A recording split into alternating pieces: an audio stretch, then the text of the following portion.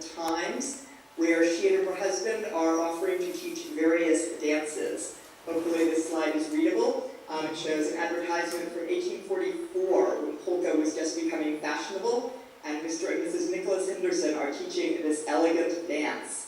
By 1846, she's also teaching the Salarius, Radua, Mazurka, and Valse of the Dog. 1851, the Shatish, Tlatinpet, and Gorlitsa. And by 1859, she's also teaching Prince Imperial, Quadrille, Valse Écossoise, Viennoise, and more. Her ads appear approximately 95 times, covering a period of almost 50 years, from the 1840s all the way into the 1890s. Slide number 3, please. Yeah. So there were at least 9 editions of Mrs. Henderson's Manual of 19th Century Dance. The first edition, probably published around 1850 to 1851, includes a number of the standard dances of the mid-century in England: quadrille, polka, valse à Platon and the dance, Shatish, Mazurka, or Salarius waltz, Redua, Lancers, Caledonian, Spanish dance, waltz cotillion, gallopade or gallop, and Roger de Coverley, the English finishing dance. By the 3rd edition, which came out a few years of that, also appeared Coulon's double quadrille and Mrs. Henderson's own double quadrille. These are adaptations of the first set, which involve all 8 dancers rather than just 4 dancers at any one time. Also appearing in the 3rd edition, the polka mazurka, Gorlitsa, Latin pet, and Hollyberry. These are dances which began to appear in her advertisements in the 1850s. By the 7th edition, we had the Lancers for 16, Varsovienne, the Viennoise, which is another quadrille, and of course the Prince Imperial. In the 9th edition, which is the last edition I have access to, we have the Quadrille des Dames. I should add that I do not have the intervening editions. 1st, 3rd, 7th, and 9th are the only ones that I have access to. So it's possible that some of the dances listed on this slide were actually added into earlier editions. However, this is what appears in the editions that I have. Slide 4, please. Yep. So the desire for this presentation arose from a discussion regarding dating Mrs. Henderson's manuals. None of them have dates in them. We can make some good guesses about the dates from the inclusion of the dances, especially relative to her advertising. The first edition, which includes the Shatish and the Redua, those are both dances which appeared in the very late 1840s in France and in England. The first edition is probably, therefore, around 1850. It can't be dated precisely. The 3rd edition, Richard Powers dates in 1854, which once more seems reasonable, although because she did bring out a lot of books, it might even be a few years earlier than that. The 7th edition, Richard dates at 1858, but there are some problems with that. The 7th edition is published by a different publisher. The 1st and 3rd were published by George Biggs. 7th edition and 9th were published by Benjamin Blake. George Biggs died in 1859, so it seems likely that the change in publisher came about after his death, which would put the manual after 1859. The Prince Imperial quadrille is said to have been produced at the wedding of Princess Clotilde, which occurred in 1859. And finally, in the 7th edition, there is an advertisement for the Patent Island skirt, which is mentioned as a new item in the London and Paris Ladies Magazine of Fashion in November 1861. I would therefore suggest that with these clues, the dating of this manual is probably 1861, maybe 1862, mostly on the basis of the advertisement, but I think it's definitely after 1858 because of Prince Imperial. The 9th edition, which started this entire debate, Archive.org dates that, which has another line, dates that to 1890. I don't know the reasoning for this, but while it is possible that the physical book itself was printed in 1890 and is merely a very late reprint, I would argue that the more important part is the content of the dances themselves. This manual, 9th edition, includes Quadrille des Dames, which Euroday dates to 1860, and Coulon, who is an important figure for Mrs. Henderson, includes in his own book in 1861. It also includes an advertisement for Stephen Glover's Dunbury Quadrille, which came out in 1861. Stephen Glover was dead in 1870, so it seems unlikely they would be advertising a 30-year-old quadrille in 1890. Likewise, Mrs. Henderson by 1890 was also long dead. So regardless of when the physical book was published, I think it rather unlikely that she was providing any new content in 1890. I would suggest that this edition is more likely dated around 1862, relatively soon after the 7th edition. Mrs. Henderson became quite famous. I'm sorry, slide 5, please. Okay. So slide 5 shows an illustration from the Hungarian Csades sheet music published in the 1850s. It includes instructions for the dance by Mrs. Henderson, who is listed by name, presumably because her inclusion on a piece of sheet music was good advertising. She was famous enough that her name would help sell music. Slide 6, please. Okay. So, among her other accomplishments, she introduced a number of dances to London society, often in collaboration with Eugene Coulon. In 1844-1845, regarding the mazurka or Celerius waltz, she says in her manual that Mr. Coulon of London hastened to Paris in 1845, a few days before the annual Polish ball, in order to procure it for that brilliant festival. And on his return, we danced it together before the Lord Mayor and 700 or 800 persons. This was the first occasion on which the Celerius waltz was danced in England, and the music was hastily and expressly composed for it by Monsieur Julien on the previous evening. Coulon backs her up on this in his handbook, published around 1873. He notes that it was introduced by himself at the Polish ball in 1844, with Mrs. Henderson as his partner. So while the dating is a little bit fuzzy, 1844, 1845, they both seem to agree that they were the ones who brought it to England and danced it together and introduced it. In 1846 or 1847, Mrs. Henderson discusses in her book a second mazurka quadrille, different from the one introduced by Coulon in 1845. She says it made its first appearance in the year following, when it was danced by 12 of my pupils under my direction at Almack's, which is, of course, the famed social club, which is slightly less famous and wonderful by then, but still in existence. 1858, Viennoise, the Viennese. This is another quadrille. It's a rearrangement of the Empire quadrille. And she acknowledges here the kind aid once again of Monsieur Coulon, who, with herself, first introduced it during the Christmas festivities of 1858. So this is some of the things that she introduced into London society. It's possible she's just pumping herself up or boasting, but given that Coulon backs her up in at least one case, I have no reason to disbelieve her assertions. Slide number 7, please. Okay. Mrs. Henderson was also a composer of dancers. I taught in Russia a few years ago Mrs. Henderson's own double quadrille, distinct from Coulon's double quadrille. The innovation of this was that instead of the figures being performed only by 2 couples at once, facing couples, all 4 couples could be involved at once. As she says, she has obviated that little obstacle to sociality, preserving as much as possible all the figures of the common or first set quadrille. This is something of an exaggeration because she in fact has modified the figures substantially and incorporated the other figures into the first set, which does not generally include a boulangère figure. The Hollyberry. This is a new country dance. By the 1850s, country dances were no longer particularly popular in England, having been replaced by the quadrille and the series of couple dances beginning with the polka in 1844. However, there seems to have been some demand, or at least she wishes to present it in the classic way of a dancing master by saying she has introduced it at the request of her pupils and friends, looking for a cheerful country dance in which all might join.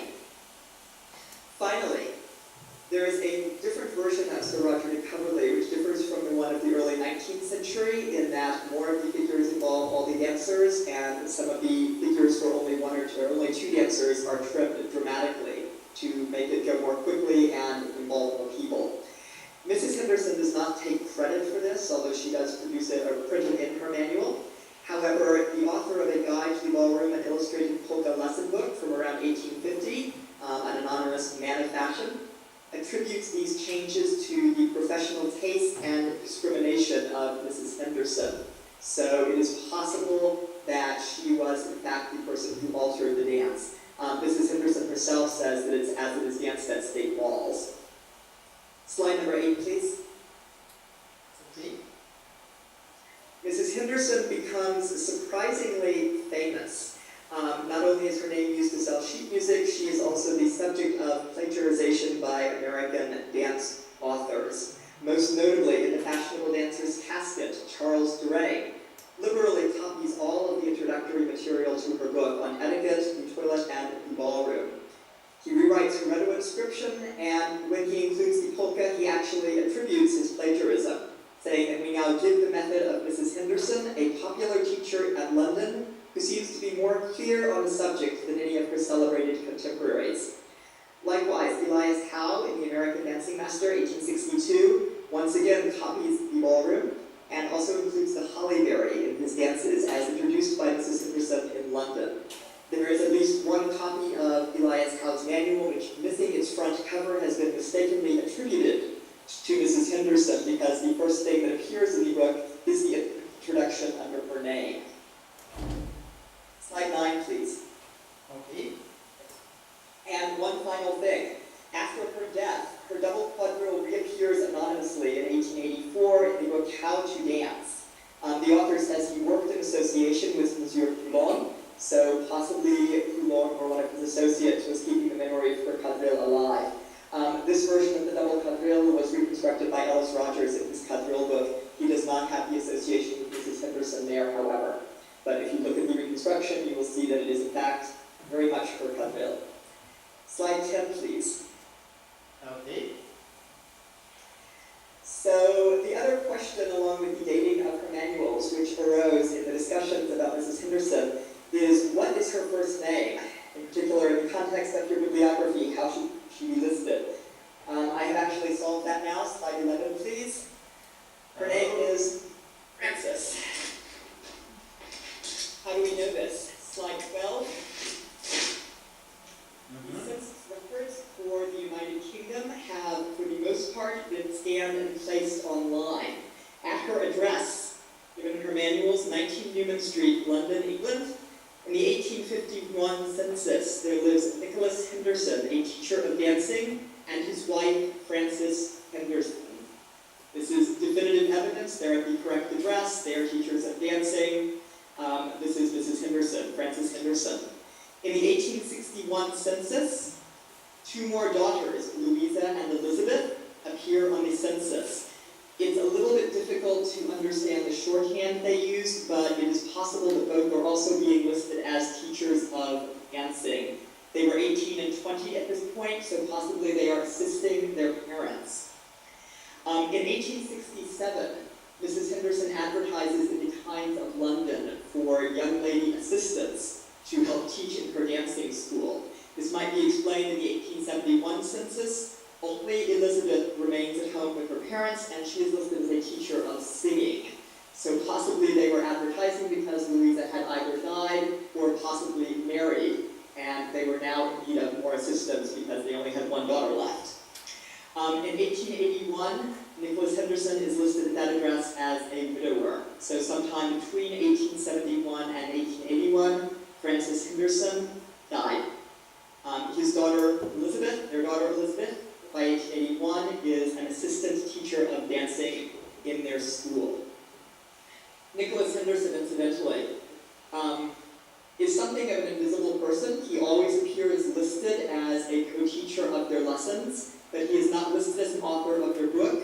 He does not appear in the advertisement when she looks for more teachers.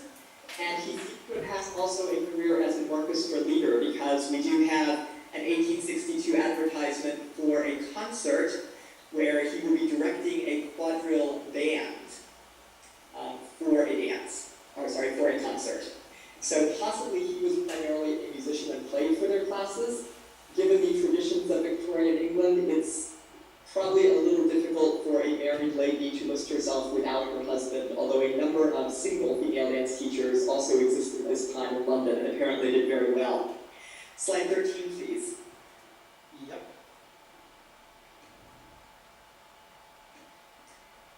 So this is the end of the family here. More advertisements. These are from the Times of London. 1891, Nicholas Henderson dies. Interestingly, neither the death of Mrs. Henderson nor the death of Mr. Henderson stopped their advertising. All the way through the end of 1892, you can find in the Times of London advertisements for dance classes taught by Mr. and Mrs. Henderson. Presumably that's more just the studio name because, well, Mrs. Henderson had been dead for over a decade by then. It probably wasn't top-notch as a teacher at that point. 1893, Miss Henderson, presumably Elizabeth, the remaining daughter at home, listing herself as daughter and sole successor to Mr. and Mrs. Nicholas Henderson, late of number 19 Newman Street, announces her holiday classes, also minuet and waltz lessons for adults. So she has finally in 1893 begun to establish her own practice as a teacher. Slide 14. Thank you very much. Yeah. Questions? Well, thank you very much. It was very interesting. We are waiting at least 40 seconds or 1 minute until our watchers will hear your last slide and see your last slide. Does anybody have some questions? Okay, I have a question. Do you hear me? Yes. Okay. What do we know about the about whether her books are up to date? Well, I mean the subsequent editions, whether they are up to date or just we reprint what was before. Sorry, by up to date, do you mean that they were representing what current fashionable practice was? Or... Yeah. Well, something like that. So, or was it like playful when we just reprint? Okay, the sound is a little fuzzy, so I'm not getting your question perfectly. What we have in her manuals, for the most part, appears to represent what was popular at the time. It tracks fairly closely with the introduction of new dances. Some of them, like prone dances, it's hard to say how popular those were, but all of the couple dances appear to track pretty well with what we know about the popularity of them. Likewise, the quadrilles, the lanterns for 16, Prince Imperial, Quadrille des Dames, these are all starting to appear at the same time as they appear in other people's dance manuals.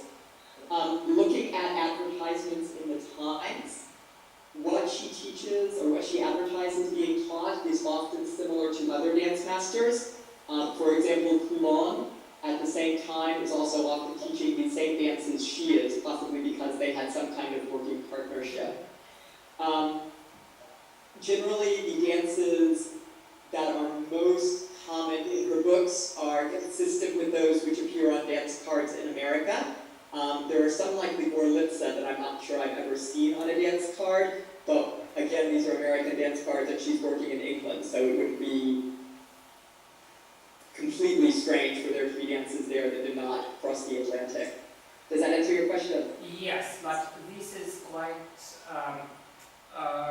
astonishing for me because for what I know, I've been looking at her description of Schottish, and it is word for word copy of the description from one of the first editions, the one that has been had been plagiarized by Elias Howe, for example. And the description remains the same in the 7th edition. So that I'm sorry, I catch the end of that after plagiarized. Yes, and so the same description from early edition reappears in the 7th edition, which we have. Yes. So yes. She did not edit these descriptions, And at least this one. For the most part, within her books, she makes no edits. She simply reprints the same material over and over again. There are a few exceptions when she talks about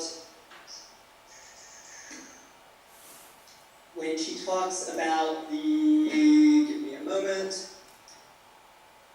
the Redowa. first edition, she talks about it having been introduced about 3 years ago. In the third edition, she specifies that it was around the commencement of 1847. Her quadrille mutated slightly over the years. First it's just called her new quadrille, then it appears as Mrs. Henderson's double quadrille, and some of the figures are changed. So it is not completely the same stuff copied over and over again, but for the most part, yes, her descriptions stay the same. But again, remember that it appears that all of these manuals most likely came out within a period of 11 to 12 years. So the 1850s and 1860s, early 1860s, the style of most of these dances in England was not changing dramatically at that time. It would not disturb me to do the schottisch approximately the same way in 1850 and in 1862. Okay, thank you. I have a question. Please. Sьюзан, do you hear me? I have a Yes. question. That's Who were the pupils of Mrs. Henderson's? Because as I understand, from the one hand, there are some pupils who dance in Olmos, and from the other hand, I understand that her pupils must be from middle class. Who were pupils who attended her lessons? We don't know precisely who her audience was. Almack's was not as prominent a place as it had been during the Regency era, 40 or 50 years before. It was still fashionable, but not as fashionable, and I can't remember the date. It actually closed fairly soon after this, I think. When we look at her advertisements, she's looking at teaching both adults, also children, and also she advertises attending at schools, which means she would be going to schools to teach there. Towards the end, later in the 1860s and 1870s, she's also advertising quite extensively that she is willing to teach people who are completely unacquainted with dance. I think that's actually in slide number 2 in the last advertisement. You can see in 1859. Ladies and gentlemen who are quite unacquainted with dancing taught privately. None of this gives us a very good idea of the social rank of these people. So I can't answer that definitively. I will say that I think if she was teaching the highest nobility, she probably would not have to advertise in the Times for more students, but hard to say.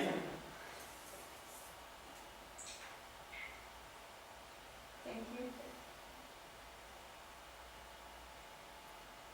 Any other questions?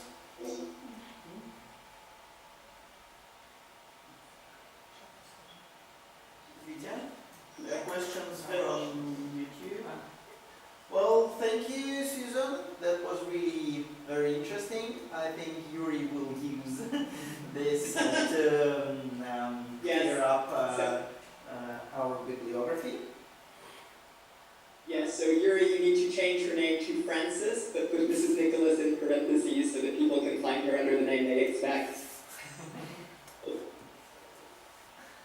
So she was really mentioned by the name of her husband, which is a common tradition. It is. Because she was a married woman and... By the first name of her husband. But by the first... Well, as I know, this tradition survives in England and US even nowadays.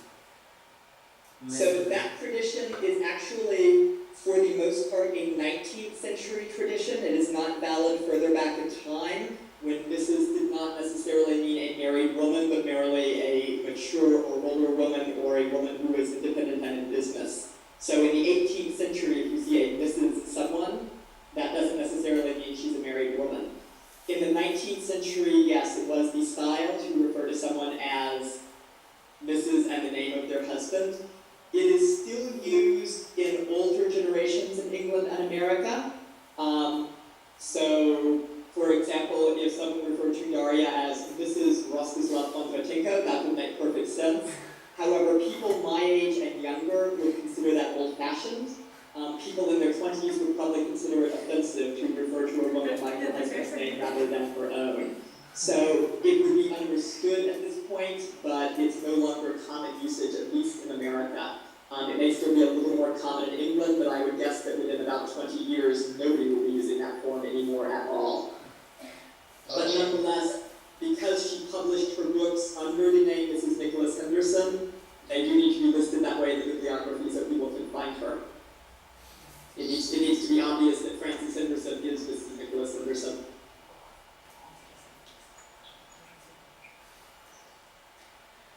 Okay, thank you. Well, really interesting to look at the real practice of dance teaching and book writing of the time. What is the first line of the first announcement under distinguished patronage? It means that there was some... Do you hear Daria? No? Yes, I heard that. I don't know who the distinguished patrons that they had were, and that line does appear in a number of their advertisements. Like I said, there are over 90 of their ads, and I only picked out a few to include because most of them are quite similar. I guess that is something that calls for further research, along with pinning down a little bit more information about, for example, when she died, and of course finding more editions of her manuals. Do we know anything about her daughters? Probably we can find nowadays some descendants of Mr. and Mrs. Nicholas Henderson, no? As you have found Julien's. Look, Clarky! Look, Clarky's! Yes, he's everywhere, sorry. Yeah, wait, no, Clarky actually is not in this at all. The Julianne mentioned in this is a different Julianne, of course. Clarky's being long dead by the time of this. Yeah. We do have some information about her daughters. We know where they were born and approximately when. Elizabeth appears never to have married. She was still listed under her maiden name in the 1901 census. At that point, her father was dead, and she appears to no longer have been living in London because she is listed on the 1901 census merely as a visitor in someone else's home, and she is not given a profession. So it appears that by 1901, she had ceased to be a dance teacher. She would have been about 60 at that point, which for a Victorian woman was a pretty good age. Her daughter, Louisa, vanishes from the historical record that I have found so far, somewhere between 1861 and 1871. It's possible that she died. I think it's somewhat more likely that she married.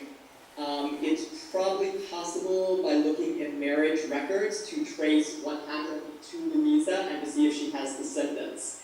A lot of these records are online, however, they charge a substantial fee for subscriptions to the census records, or rather to the birth, marriage, death records, so I have not yet explored Louisa's history. But she does not appear to have stayed in a career as a dance teacher with her family. It's interesting to me, so possibly I will continue to research Louisa and see if I can find out what happened to her.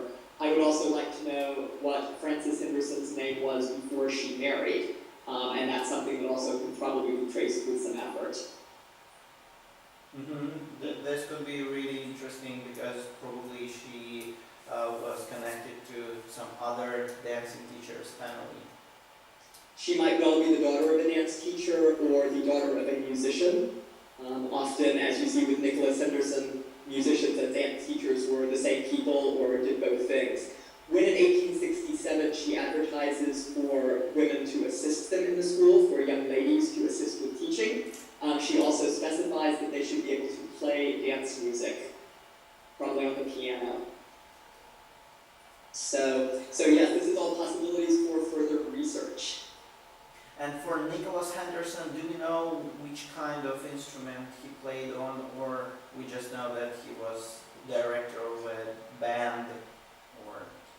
I only have that he, at least once in his life, directed a band.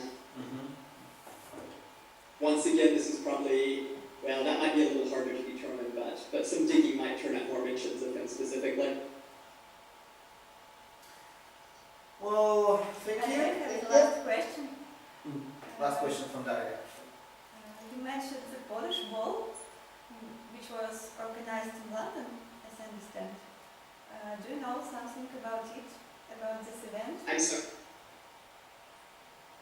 sorry, Micha, can you repeat the question? Her voice is coming through very fuzzy. I asked about the Polish ball, which The Polish ball. yes, as I understand, was organized in London on the regular basis. What was this event look like? And it was an event of Poland immigrants. What was it?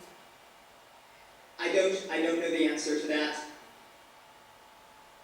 So, but again, that is probably, and I guess it was a famous enough event that I can probably find some information on it. It wasn't directly relevant to this research, which was sort of in the last, 2 weeks or so since we decided to do this. So I have not had time to pursue the Polish ball. But I think I can probably find information on that if you're curious. Thank you. Well, yeah, that would be interesting because Poland is a part of Russia, was a part of Russia. Political question. Yeah, Not a problem. they always. I'll yes, and you will be happy to know that the Russians at the time were acknowledged as the best dancers in Europe. So That's cool. Okay, so one more. Thank you very much. First international talk on our seminar over the sea. And now we switch to Daria.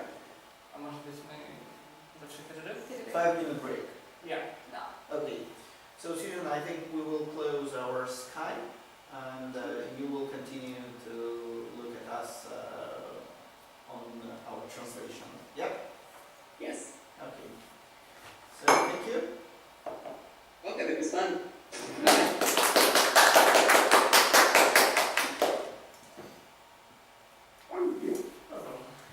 Трансляция продолжается. Да. А мы- Сейчас увидишь, что это. Давайте мы чай возьмем. Сейчас Да, можно поставлю. сделать чайку. Я просто подготовлю пока.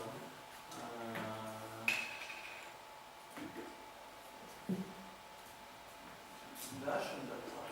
Значит, вид, смотри, хитрость в следующем. Я делаю видеозахват с видеокарты, а не с того устройства. Растягивает он. Он сам настроен так, чтобы растянуть ровно на эту штуку. А мой видеозахват дает правильные нажатия. И это, короче, неожиданно. Слушай, проект слишком умный. Да, проект слишком. Ну, Контролер, да, называется? какой это? Ну, 100 тысяч проектов. А что тебя получает? Вообще очень много. Да, проект стоит Контролер? Да. Есть еще одна машина. Там он.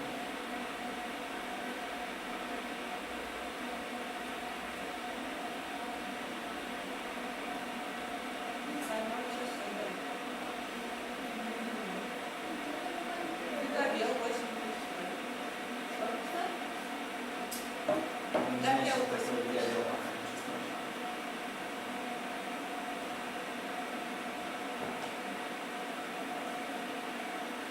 Ну, кстати, нормально. Что? Все хорошо. Вот там вот. Там важно.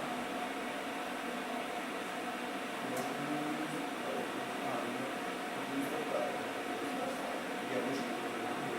Ага. Там сзади у меня по-английски.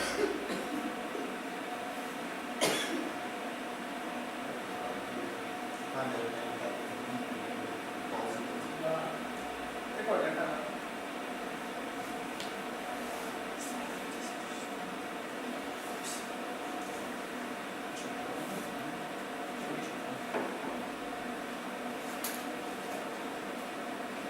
Я смотрю чашку, я смотрю чашку. Чаша, которую собирают. Золото. Да. Так. Я, честно говоря, не очень понимаю, стоит ли потом вывешивать доклад с камеры, потому что смотреть вид. Как-то даже не надо было открывать, просто оставить трансляцию, как презентацию. Только презентацию просто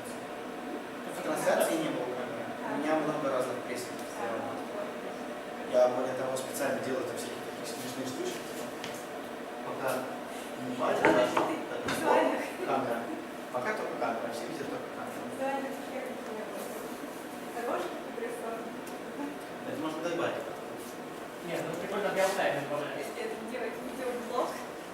Слушай, Глав, а есть такой софт, чтобы в реал-тайме дорисовывать рожки Да, видео на тачскрине? Конечно.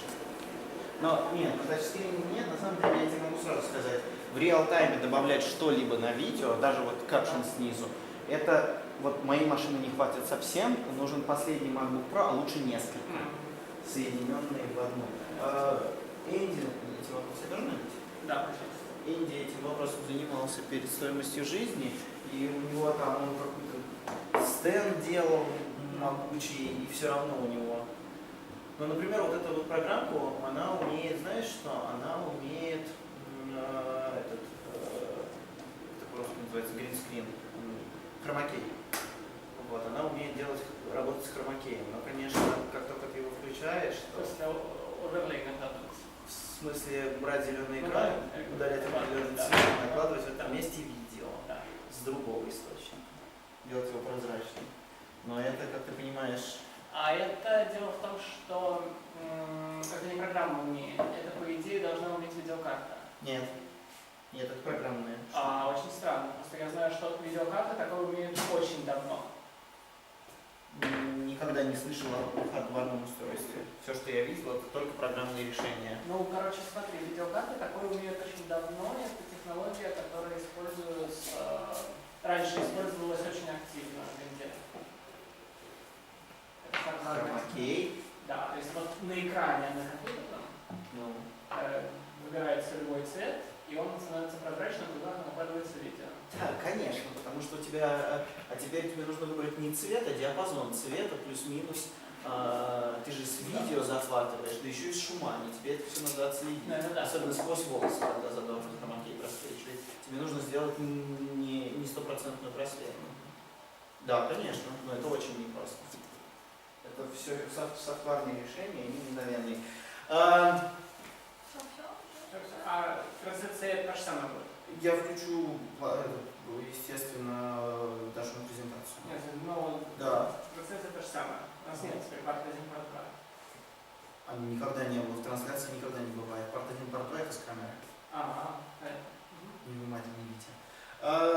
И следующий доклад. Даша Сундукова расскажет нам еще одну главу из учебника Гильшера, предыдущую относительно прошлого раза. Ну да, что вы